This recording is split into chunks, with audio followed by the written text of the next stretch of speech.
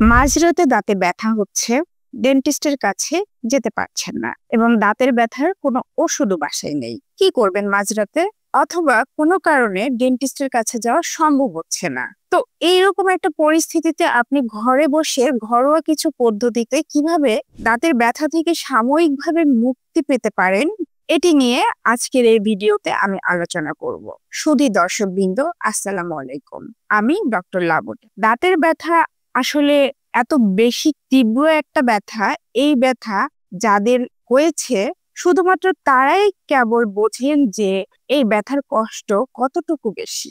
এই পরিস্থিতিতে যদি আপনার দাঁতে অনেক বেশি ব্যথা হয়, তাহলে আপনারা ঘরের মধ্যেই কিছু উপাদান রয়েছে বা কিছু কিছু জিনিস যদি ফলো করেন, তাহলে আপনারা সাময়িকভাবে কিছুদিনের জন্য ব্যথাটা কমিয়ে রাখতে পারবেন। সবার প্রথমে যেটা বলবো সেটা হচ্ছে দাঁতের ব্যথা হওয়ার সবচেয়ে কমন যে কারণ সেটা হচ্ছে ক্যাভিটি বা গর্ত হয়ে যাওয়া।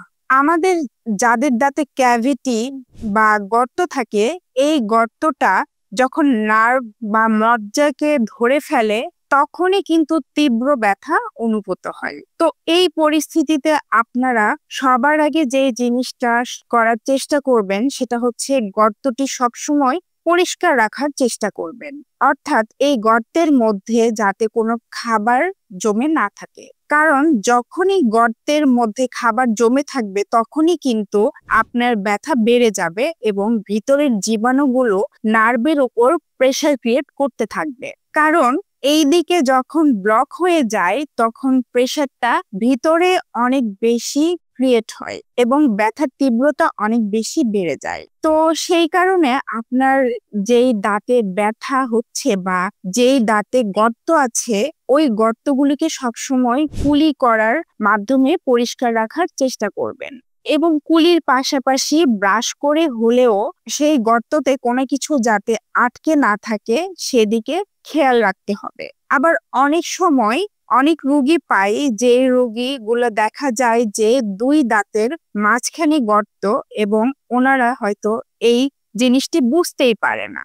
ওনাদের দাঁতে তীব্র ব্যথা হয়, কিন্তু আসলে ব্যথার উৎসটা যে এই দুই দাঁতের মাঝখানে একটা গর্ত, সেটা শুধুমাত্র এক্স-রের মাধ্যমে আমরা বুঝতে পারি।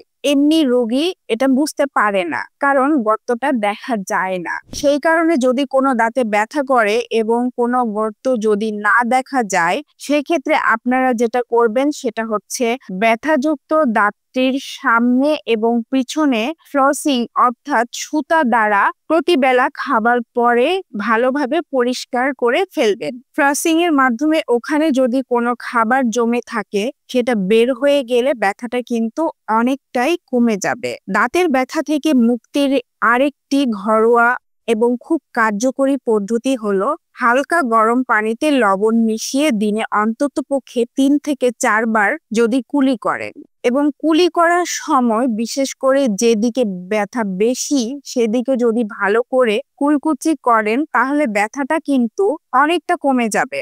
সুতরাং যদি ব্যথা থাকে সেক্ষেত্রে দিনে অন্তত 3 থেকে 4 বার করে হালকা গরম পানির সাথে লবণ মিশিয়ে কুলি করবেন, তাহলে আপনারা কিছুটা হলেও ব্যথা থেকে মুক্তি পাবেন। আবার অনেকের ক্ষেত্রে দেখা যায় যে দাঁতে ব্যথা হয়ে গাল ফুলে যেতে পারে এবং যেদিকে ব্যথা সেদিকে হয়তোবা পুরো অংশ জুড়ে ব্যথা হতে পারে। কানে ব্যথা হতে পারে, নিচের দিকে দাঁতের ক্ষেত্রে গলায় ব্যথা হতে পারে, নিচের দিকে দাঁতের ক্ষেত্রে গলায় ব্যথা চলে আসতে পারে। তো এই ক্ষেত্রে আপনারা যেটা করতে পারেন সেটা হচ্ছে ঠান্ডা পানি সেঁক দিতে পারেন। বরফ একটা কাপড়ে পেঁচিয়ে অথবা ঠান্ডা পানি যে ওয়াটার বোতলগুলা পাওয়া যায়, যেটি সেঁক দেওয়ার জন্য পাওয়া যায়, সেটি নিয়ে আপনারা যেই জায়গায় ব্যথা সেই জায়গায় চাপ দিয়ে ধরে রাখতে পারেন বাইরে থেকে। এইভাবে ধরে রাখলেও কিন্তু ব্যথাটা কিছুটা হলেও কমে যাবে এবং ফোলা যদি থাকে সেটাও কিন্তু কিছুটা হলে কমে যাবে। কিন্তু মনে রাখবেন, কোনোভাবেই গরম সেঁক দিবেন না, তাহলে কিন্তু বিপরীত প্রতিক্রিয়া হতে পারে। মানে আপনার দাঁতের ব্যথা বেড়ে যেতে পারে এবং ফোলাটাও কিন্তু দ্বিগুণ আকার ধারণ করতে পারে। তাই বরফের সেঁক দিতে হবে।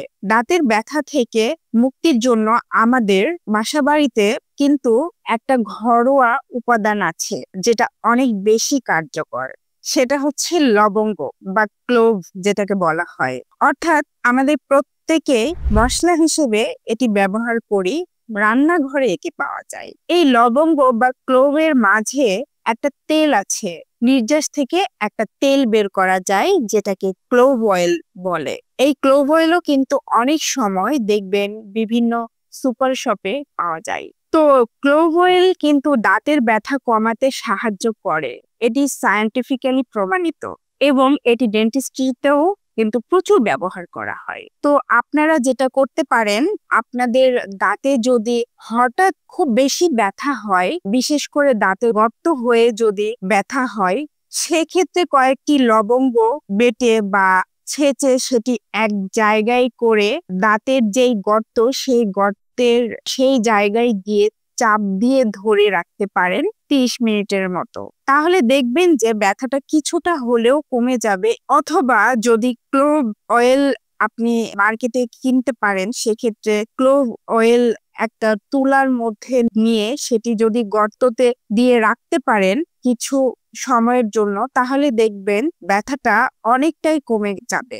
এগুলোর পাশাপাশি কিন্তু কিছু মেডিসিনও আপনি সাময়িকভাবে ব্যথা কমানোর জন্য গ্রহণ করতে পারেন।